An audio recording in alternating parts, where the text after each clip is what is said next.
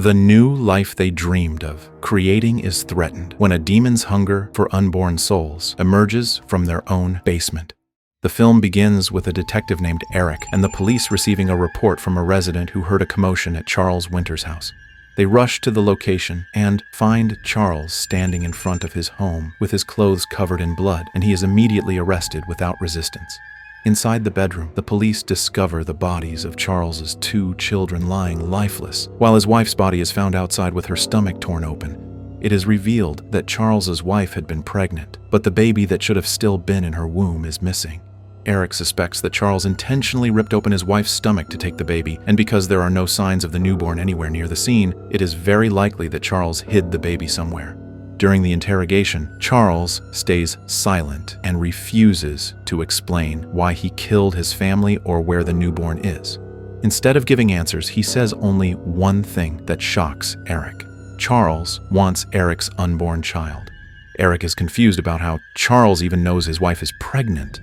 After Charles is officially declared the suspect in his family's murder and placed in a holding cell, Eric goes home to see his wife, Katrina. Katrina's pregnancy is already far along, and they will soon welcome their first child. Because of this, they start preparing everything, including searching for a new, better home for their growing family. They are still living in a rental house, so owning a home is their top priority. Finding a suitable house is not easy because they must consider their financial situation, but after searching for quite some time, they finally find an affordable place. Yep. It's an old midwifery. The building used to be a midwife's practice, where many local residents gave birth.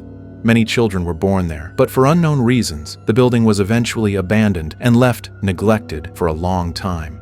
Even so, its structure is still sturdy and only needs some renovation and cleaning, as the yard is overgrown with tall grass. Upon arriving there, they notice a man dressed entirely in black watching them from a distance. Eric and Katrina try to think positively, assuming he might be a curious neighbor. Once they are satisfied with the house, they decide to buy it. With help from friends, they clean the dusty rooms and the overgrown yard, repaint the walls, and repair several weak parts of the structure.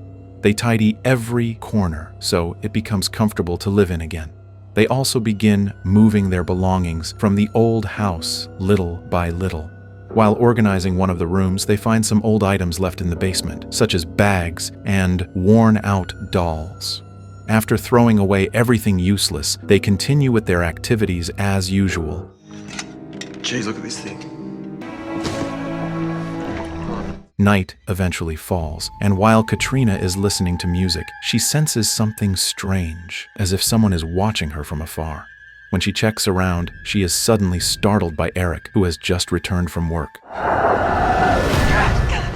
Feeling uneasy, Katrina tells Eric what she felt and even asks him to check around the house, worried that someone might be trying to sneak in. Eric agrees and searches every corner of the property, but he finds no one. After confirming everything is safe, he reassures Katrina that there is nothing to worry about and tells her to rest.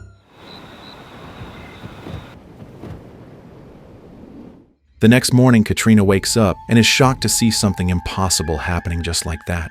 The car she parked neatly in front of the house the night before is now flipped over. Without hesitation, she calls Eric outside to see it for himself. As Eric approaches and examines the overturned car, Katrina anxiously explains that she felt someone was watching them the previous night. Hearing her worries, Eric feels he must take further action. He immediately contacts his colleague Robert, who is also a detective, asking him to come to their house. Eric also calls for a tow truck to lift the overturned car, since the situation is baffling. There are no footprints or any physical evidence that could explain who did it.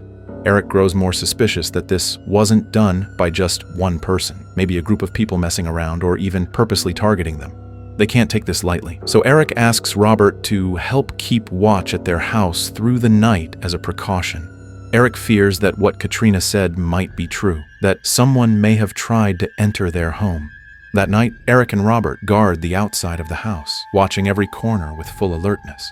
The calm night is suddenly shattered by Katrina's loud scream.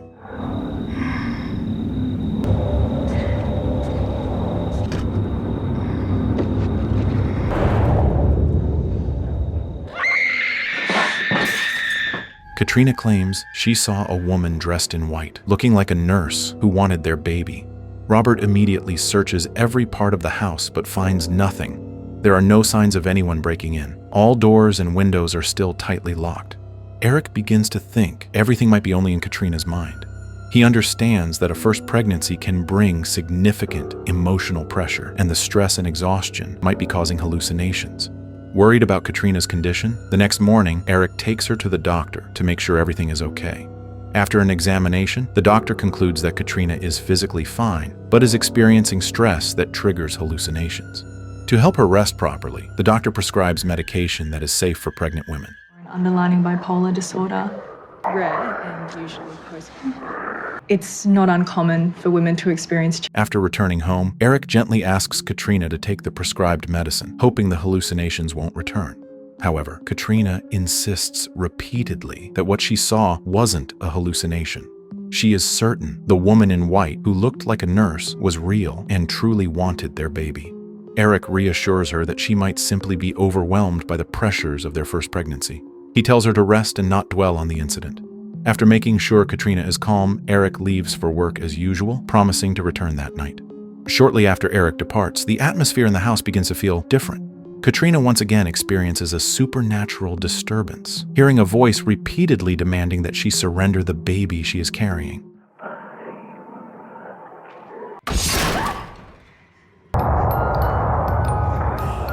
Meanwhile, on his way to the office, Eric suddenly feels uneasy for no clear reason. The feeling grows stronger until he decides to turn around and go back home. When he arrives, he looks for Katrina and finds her asleep in the bedroom. Not wanting to wake her, he decides to cook something so she can eat after she wakes up.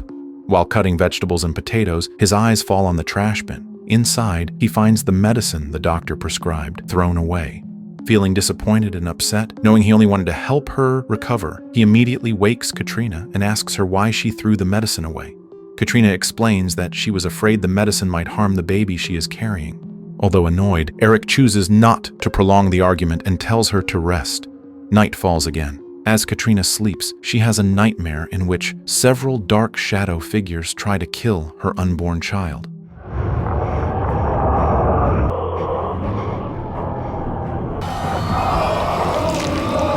In her fear, another figure suddenly appears, a woman in white, looking like a nurse, standing among the shadows. Unlike the dark figures that threaten to kill her baby, the nurse instead asks Katrina to give the baby to her. The next morning, after Eric leaves for work, Katrina sits in front of her laptop feeling anxious. She begins searching the internet for people who might have experienced something similar. After a long search, she finds a video of a woman claiming she went through the same thing. The woman in the video says the dark shadows appearing in dreams are not mere illusions or hallucinations, but demons attempting to harm the baby inside a pregnant mother. These entities are very real, for we do not wrestle against flesh and blood. I don't know who or what this thing communicate with these things without a priest. Hearing this, Katrina immediately goes to the local church, hoping to find someone who can help her understand what is happening. At the church, she is greeted by a friendly-looking woman who introduces herself as Linda, one of the staff members there. Katrina tells her everything she has been experiencing, hoping the church can help her escape the terror of the dark shadows that keep haunting her and trying to kill her unborn child. Linda listens carefully before introducing Katrina to Father Joe, her uncle. However, after hearing Katrina's entire story, Father Joe remains rational and does not immediately conclude that what she experienced is supernatural. He advises Katrina to consult her doctor first before associating everything with the paranormal. According to him, a first pregnancy often brings major emotional changes, anxiety, stress, and even hallucinations caused by unstable psychological conditions. It is possible that everything Katrina is experiencing is simply a result of the mental pressure she has been under lately. Father Joe also explains that the church cannot perform any exorcism rituals without solid evidence that what Katrina is experiencing truly comes from a supernatural disturbance. Feeling the church is not helping her situation at all, Katrina decides to leave. Linda, who has felt sympathy for Katrina from the start, becomes upset with her uncle and scolds him, insisting that Katrina desperately needs help. Joe, you've got blood on your hands, Joe. Meanwhile, at home, Katrina once again faces the terror of the dark shadows appearing in every corner of the house. The woman dressed like a nurse also keeps appearing whenever the shadows try to approach Katrina.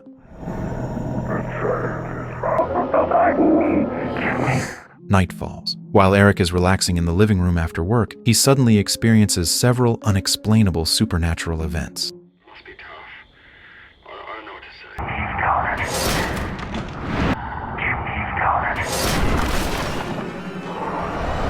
From that moment, Eric finally believes everything Katrina has been saying about the haunting. Eric takes Katrina out of the house and rushes to the church to seek Father Joe's help. When they arrive, Eric explains what he personally witnessed, convincing Father Joe that what is happening to Katrina is not just hallucinations or psychological disturbances caused by pregnancy. Even after hearing Eric's explanation, Father Joe firmly maintains his stance. He refuses to help and insists that what Katrina is experiencing can still be explained medically. Unlike her uncle, Linda, who from the very beginning sympathized with Katrina, becomes even more certain that Katrina truly needs help. She cannot stand by and watch someone suffer in fear without receiving any assistance. For years, Linda has lived in the church because she has no family left besides Father Joe. During that time, she has learned many things about the church's teachings, giving her enough knowledge to help Katrina in her own way. After convincing herself, Linda decides to go with Eric and Katrina to their house. Come on, they need help, not next one. When they arrive, Katrina hesitates to enter. She believes the house is the source of all the terrible things that have been happening to her. The fear that has haunted her makes her think that leaving the house is the only way to end the terror. Seeing her fear, Eric apologizes for not believing her all this time. Patiently, he persuades her to come inside again. Katrina finally agrees, and the three of them step into the house together. Katrina then expresses her desire to sell the house immediately and find a new place to live. She hopes that by leaving the house, all the horrifying events will stop. But Linda explains that doing so would be pointless because the dark shadows will follow Katrina wherever she goes. They will not stop until they get what they want, her unborn baby. Realizing the situation is becoming more dangerous, Linda immediately begins performing several stages of an exorcism ritual to drive away the entities haunting Katrina. If anything happens or appears, During the ritual, both Eric and Linda suddenly see a woman dressed in white, looking like a nurse. Linda, who already suspects this entity plays a major role in the terror surrounding Katrina, tries to communicate with her and asks who she is. Suddenly, the woman possesses Katrina's body. Katrina writes a word using melted candle wax, revealing that the woman's name is Ada.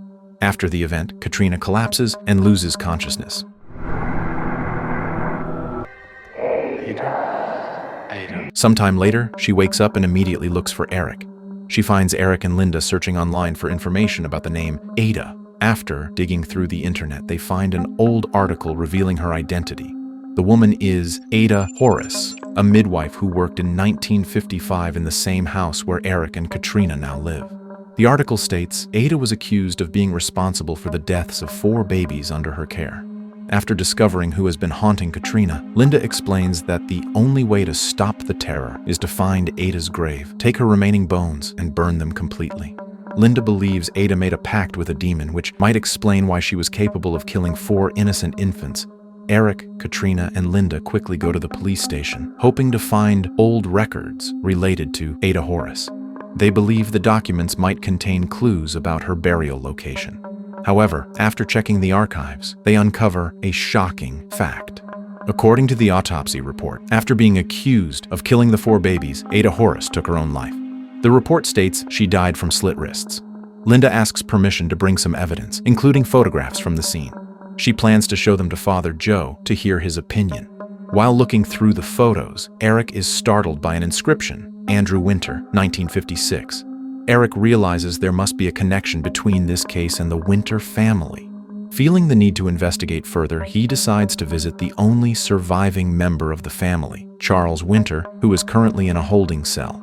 When they arrive, Linda senses something strange about Charles. She realizes the man in front of them is no longer human. His body has been taken over by a demon. The the demon says. Ada Horace never left the house. Her remains are buried in the basement. Hearing this, Eric, Katrina, and Linda rush back home. If Ada's remains are truly still there, they must find them before the terror against Katrina gets worse. It turns out the demon was telling the truth. Ada Horace's remains are indeed buried in the basement.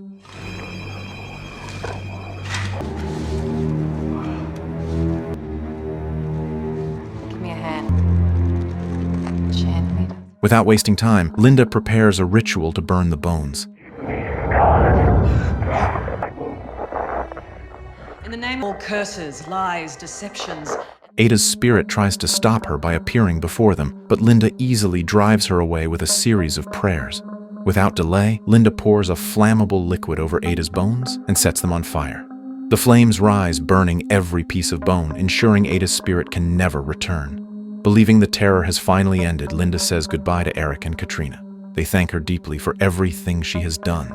For the first time in a long while, Eric and Katrina can breathe easily, feeling that their lives have finally returned to normal. When she arrives at the church, Linda immediately meets Father Joe and gives him several photos of Ada Horace obtained from the police station. With full confidence, she explains that before taking her own life, Ada murdered 4 innocent infants. However, as Father Joe looks at the photos, his expression shifts. He realizes something is not consistent with the story Linda was told. Feeling something is wrong, he takes a magnifying glass and begins examining the photos more carefully. In one of them, he notices a detail previously overlooked, a symbol carved into Ada's palm. The police had always assumed it was a mark related to her suicide, but for Father Joe, the symbol is an ancient protective sign, often used to ward off evil forces. The deeper he examines the photos, the more shocking the discoveries become. On one of the walls in the room where Ada was found, a faint word is written: Baal. This is no ordinary name. Baal is an ancient demon known for targeting infants and children.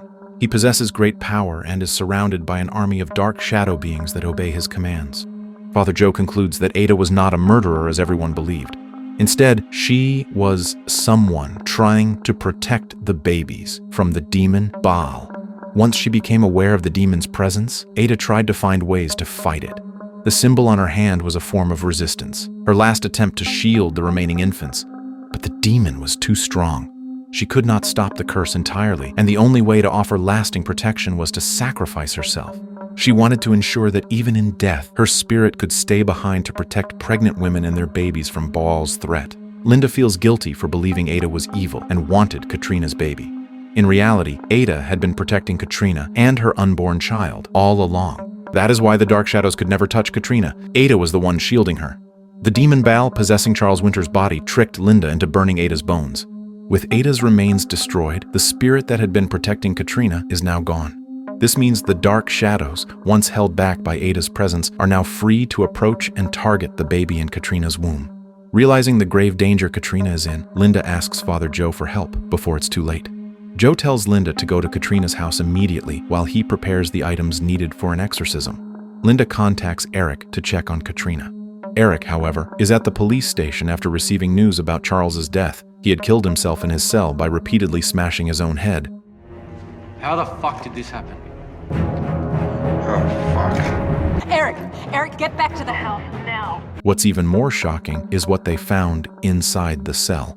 On one of the walls, the name Baal is carved clearly, written in what appears to be blood. Linda urges Eric to return home immediately because Katrina is in danger. Hearing this, Eric and Robert rush back to the house.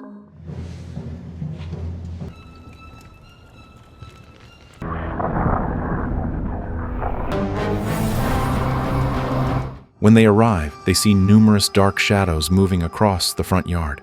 Wasting no time, they search for Katrina.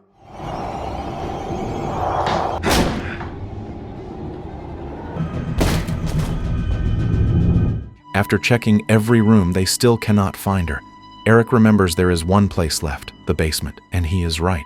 Katrina is in the basement with the demon Baal, unable to move. Baal easily attacks Robert, injuring both his eyes. Oh, God. Fortunately, Linda arrives in time to help them fight the demon. She begins reciting prayers to banish it. But the demon is far too powerful and quickly renders both Linda and Eric helpless. It's okay. The love of God protects you. In the name of our Father, you belong in the lake of fire, fallen angel.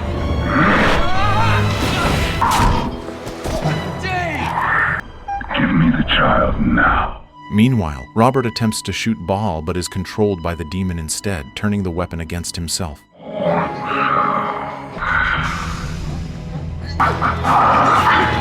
At that moment, Father Joe arrives carrying a cross and begins chanting exorcism prayers.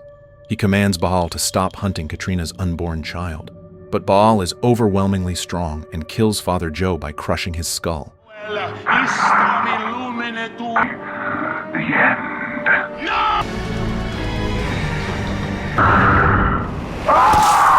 After ensuring no one can stop him, Baal approaches the helpless Katrina.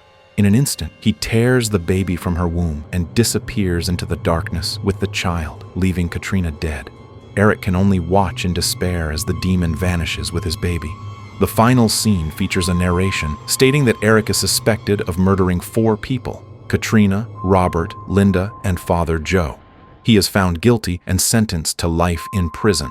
As Eric sits in his cell, the camera slowly moves closer to him, and suddenly his eyes turn red, revealing that the demon Baal has now possessed his body, and the story ends.